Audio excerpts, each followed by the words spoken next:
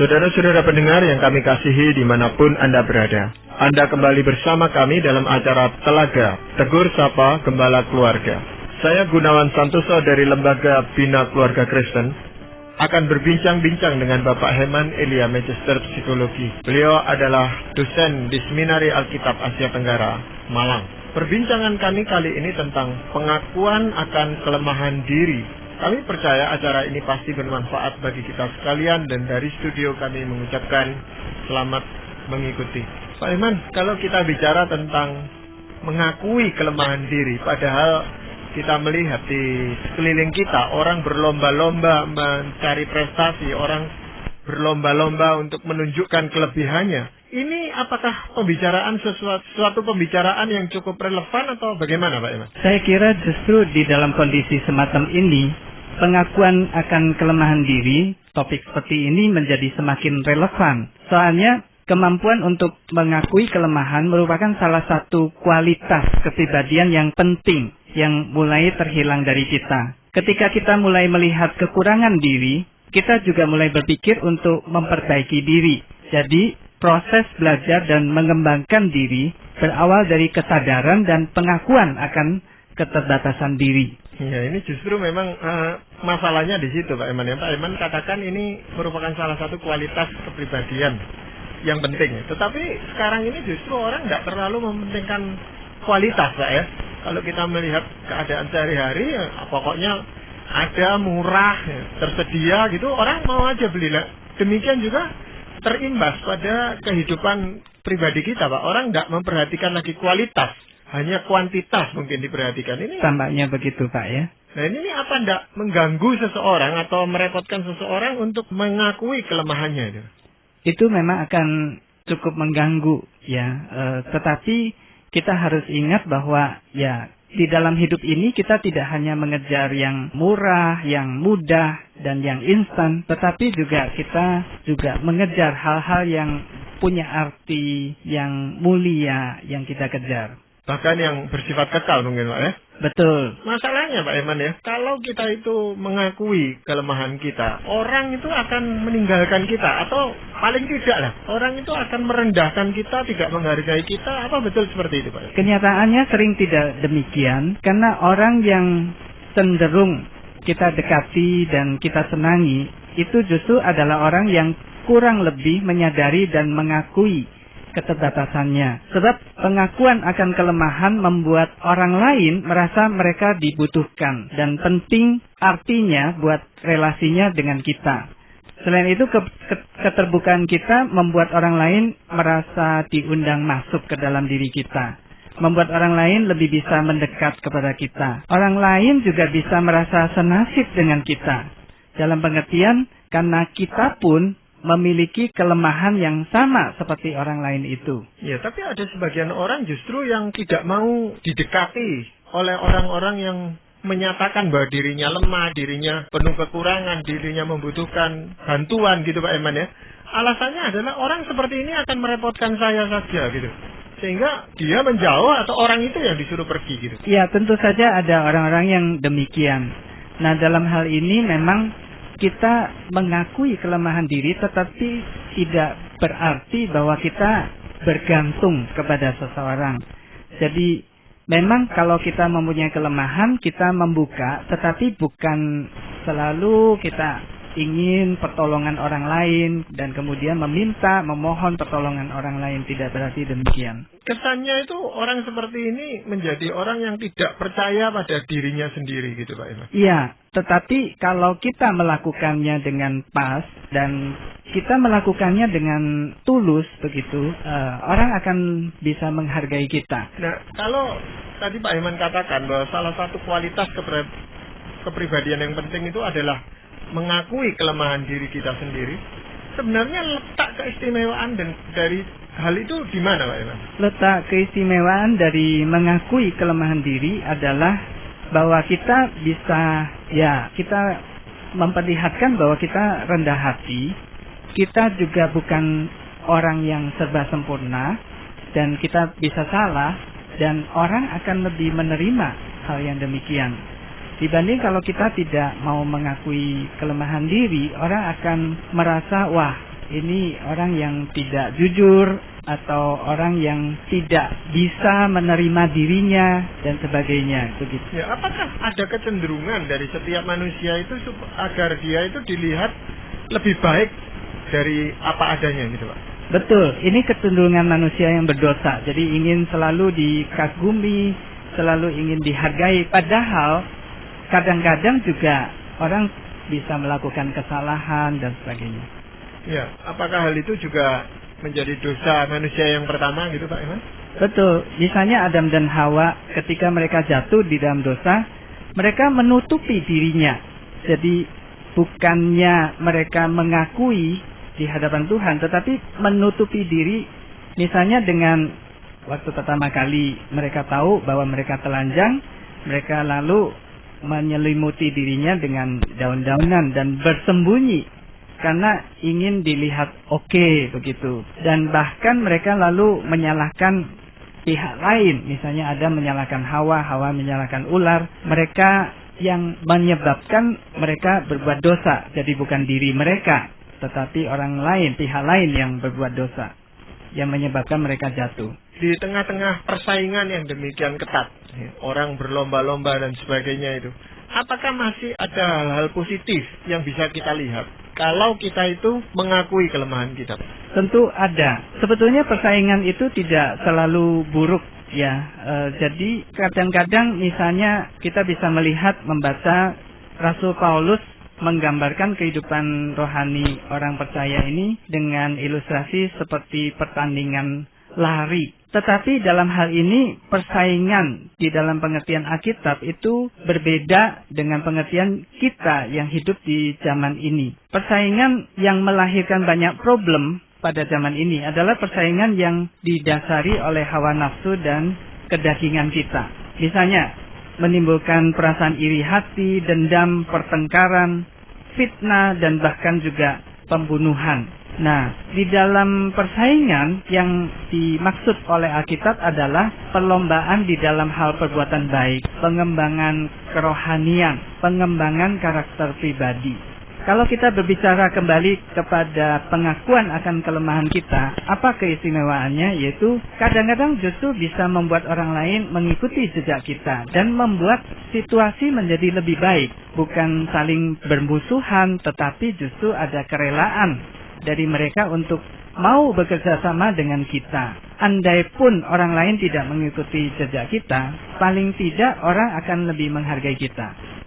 Iya, memang tidak semua persaingan itu buruk gitu Pak Eman ya. Kita melihatnya seperti itu, ada sesuatu yang positif yang tadi Pak Eman katakan, tetapi seringkali itu juga diwarnai oleh keinginan seseorang untuk menonjolkan diri itu. Entah dia menyadari atau tidak, tetapi semua persaingan saya rasa punya nuansa seperti itu Pak Eman. Nah, ini di dalam hal kita mengemukakan kelemahan-kelemahan kita, orang juga akan berlomba-lomba nanti kalau melihat bahwa ini sesuatu yang baik, berlomba-lomba untuk menunjukkan kelemahan pribadinya gitu. Tetapi itu kan menjadi sesuatu yang tidak sehat gitu. Wah, ini juga ya sebaliknya ya, ada orang selalu menyebut-nyebut akan kelemahannya dengan harapan tentunya orang lain akan memuji dirinya. Tetapi seringkali yang demikian juga membuat orang lain kurang bisa menghargai kita.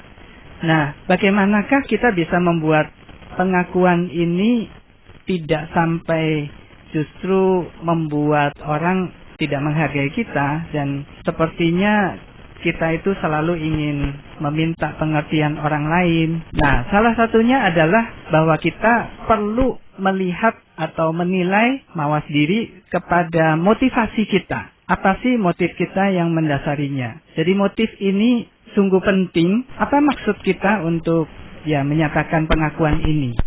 Kalau motif kita baik, benar, maka hasilnya tentu akan positif buat pertumbuhan pribadi kita. Ya, tetapi orang yang tempat kita beritahu tentang kelemahan kita kan tidak mengerti motif kita yang sebenarnya apa gitu Pak Eman. Kita bisa tahu, kita sebagai orang yang mengungkapkan kelemahan diri kita kalau jujur aja, kita tahu apa motifnya. Tetapi orang yang mendengar keluhan kita itu tadi kan tidak bisa tahu Pak. Pada dasarnya kita tidak selalu mengeluh begitu. Tapi sekali-sekali misalnya dengan meminta maaf dan dengan menyesali kekurangan atau kesalahan kita, itu sudah merupakan suatu pengakuan terhadap kekurangan diri kita. Dan yang penting juga adalah sebetulnya penilaian orang terhadap kita tentu tidak didasarkan kepada satu kejadian saja. Secara keseluruhan, kalau kita memang mempunyai suatu karakter kepribadian yang berkualitas seperti yang dikatakan tadi, maka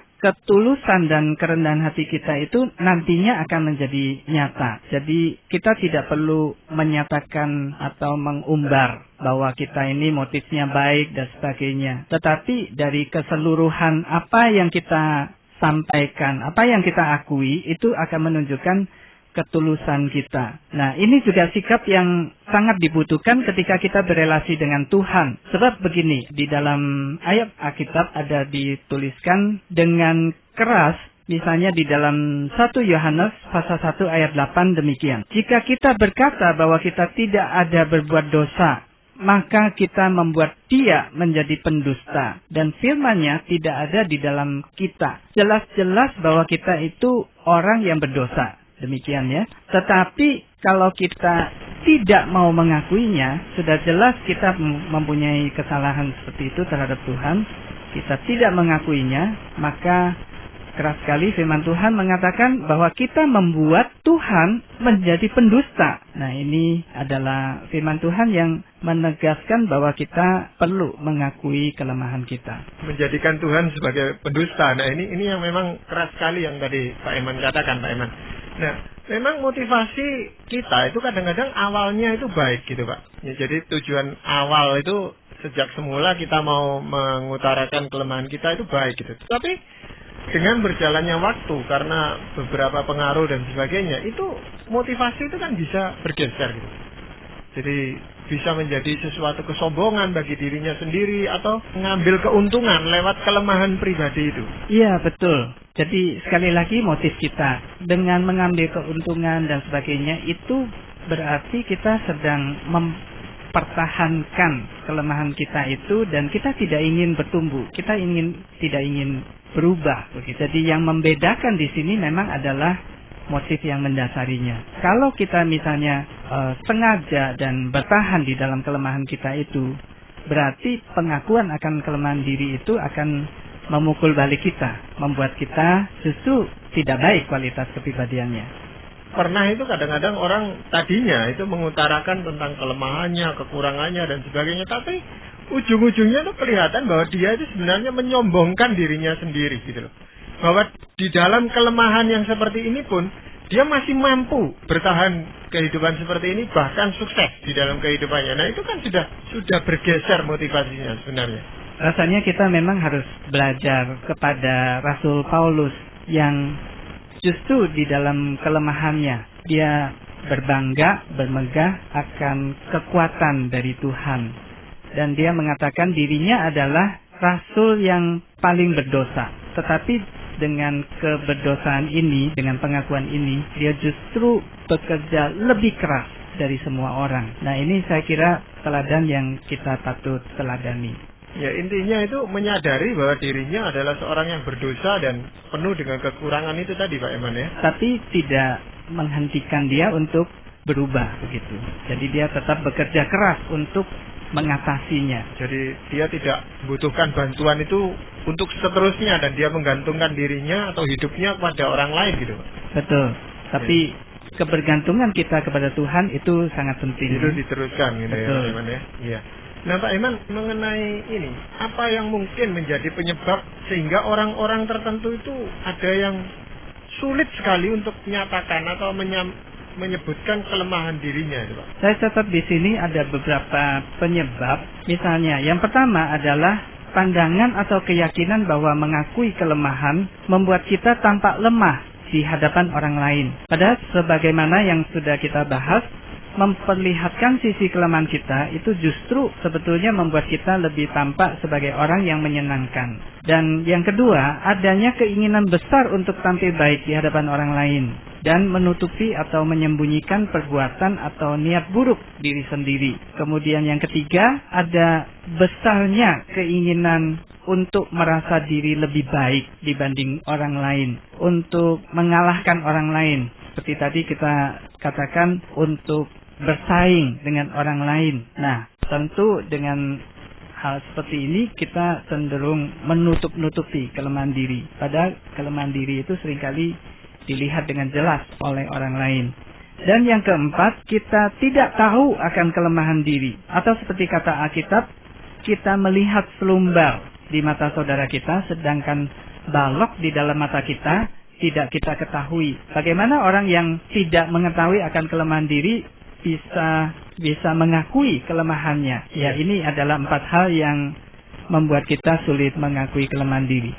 Iya, tadi kalau Pak Herman yang pertama menyebutkan bahwa adanya pandangan atau keyakinan bahwa mengakui kelemahan itu membuat kita lemah, ini tidak lepas saya lihat itu pengaruh masa kecil kita, Pak Herman, ya. Seperti kita ini kan kebanyakan sejak kecil itu sudah diberitahukan untuk tidak menunjukkan bahwa kita itu lemah. Tidak boleh nangis misalnya, apalagi kita anak laki-laki gitu, tidak boleh nangis.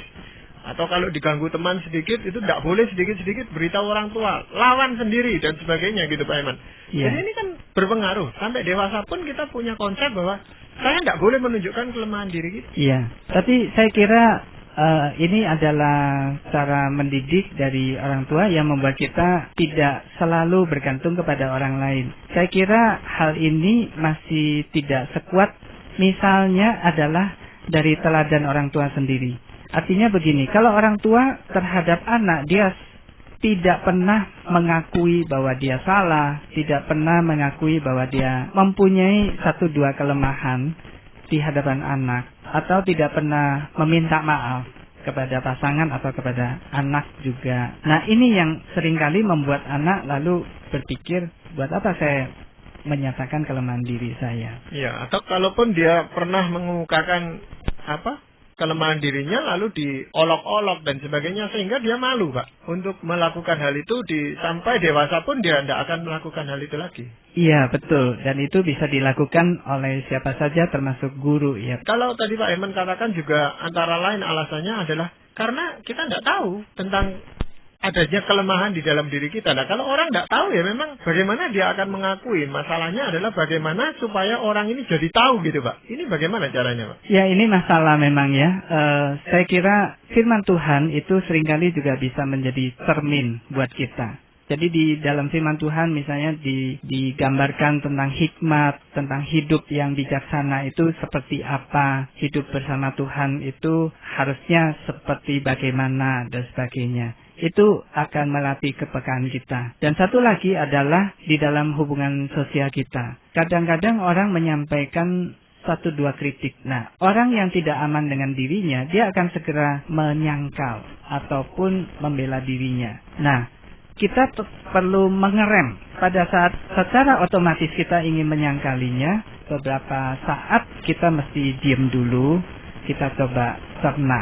Nah, itu akan membuat kita lebih tahu tentang diri kita yang sebagaimana dilihat oleh orang lain. Ya, atau orang yang dekat dengan kita itu kadang-kadang juga bisa memberitahukan kita bahwa itu loh kelemahanmu itu di situ gitu ya, Pak. Betul, dan ya pada saat itu seringkali kita kan rasanya nggak enak gitu, kita ingin menyangkal. Nah, itu mesti direm. Ya, paling tidak itu perlu konfirmasi dengan yang lainnya juga gitu Pak Herman ya. Ya. Apakah memang betul itu kelemahan diri, dan itu sangat membutuhkan kejujuran saya rasa. Kalau enggak akan ketemu. Dan itu kesulitannya karena kita manusia yang berdosa.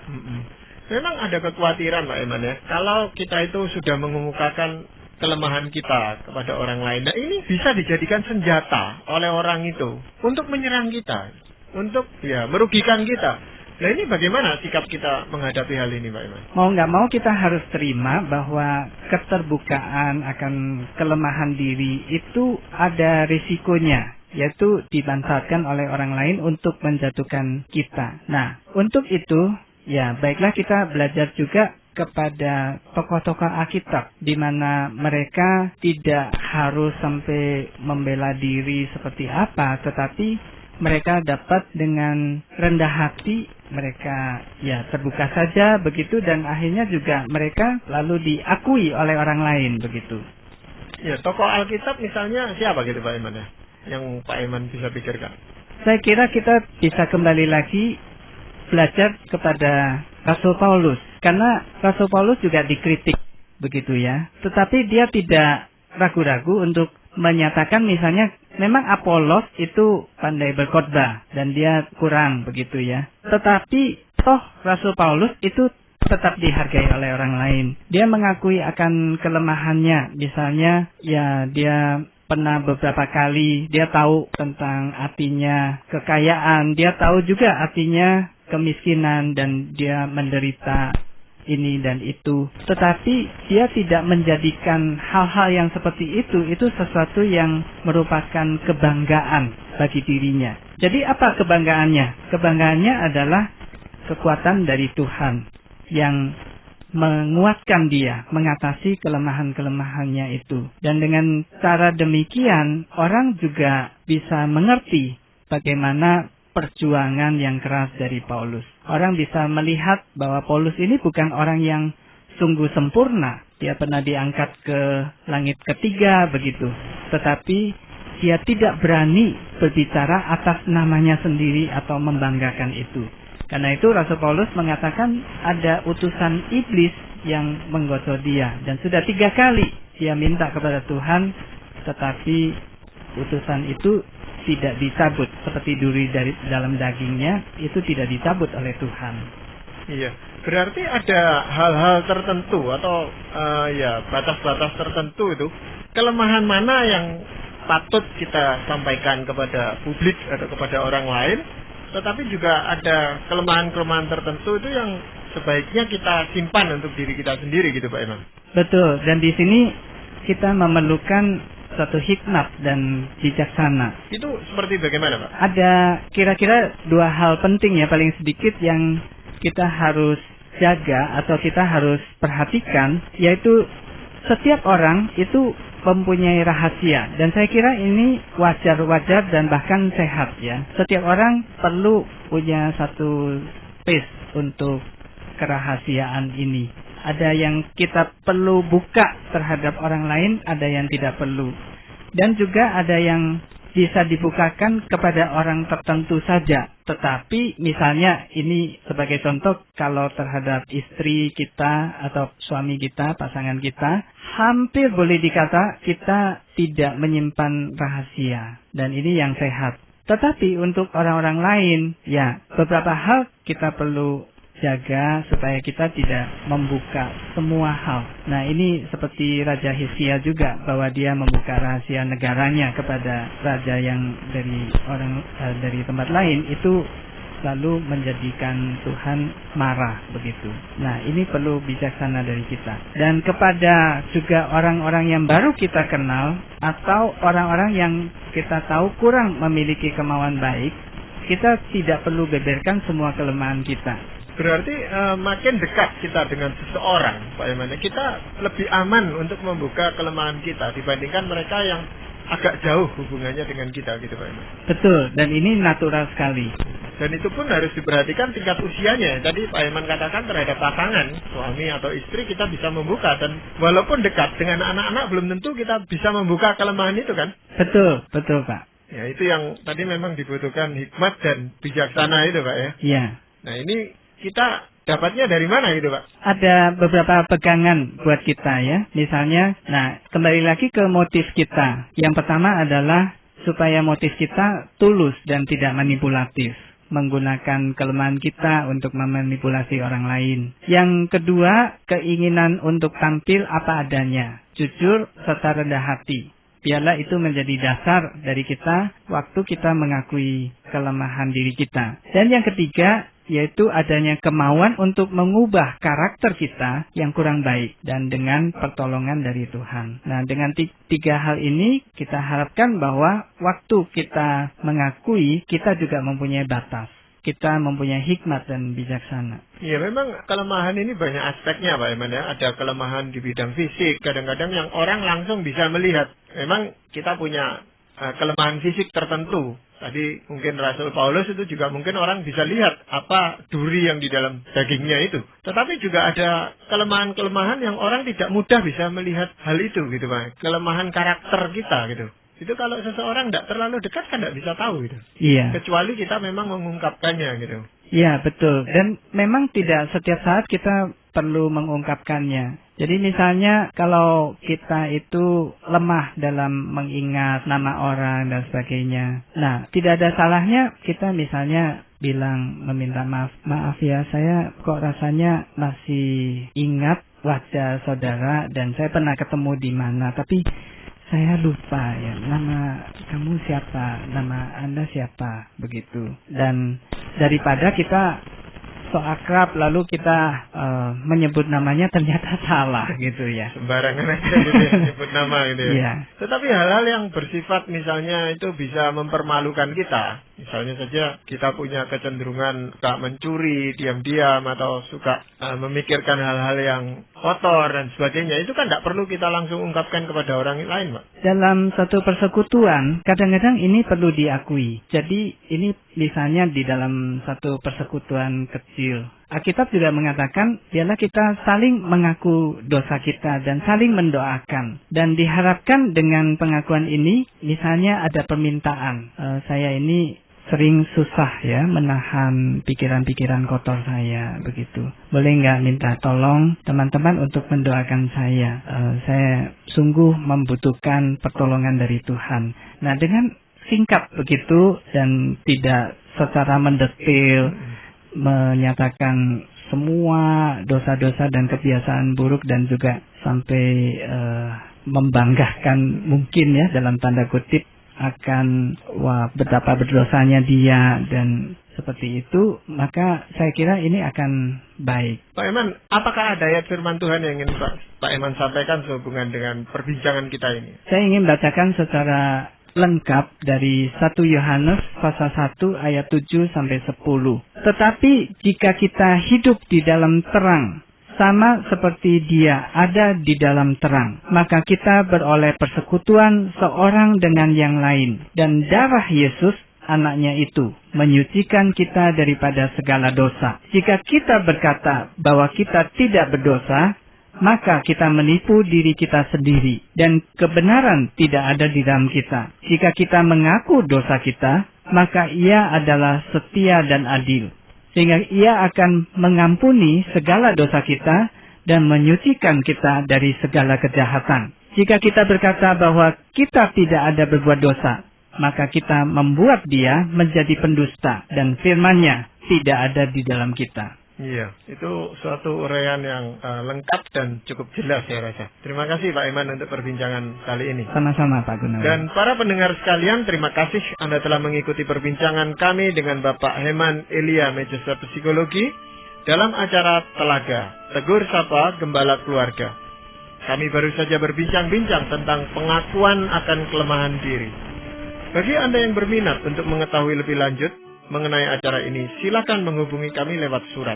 Alamatkan surat Anda ke Lembaga Bina Keluarga Kristen atau LBKK, Jalan Cimanuk 58, Malang. Anda juga dapat menggunakan email dengan alamat telaga@indo.net.id. Kami juga mengundang Anda mengunjungi situs kami di www.telaga.org. Saran-saran, pertanyaan, serta tanggapan Anda sangat kami nantikan. Akhirnya dari studio kami mengucapkan terima kasih atas perhatian Anda dan sampai jumpa pada acara Telaga yang akan datang.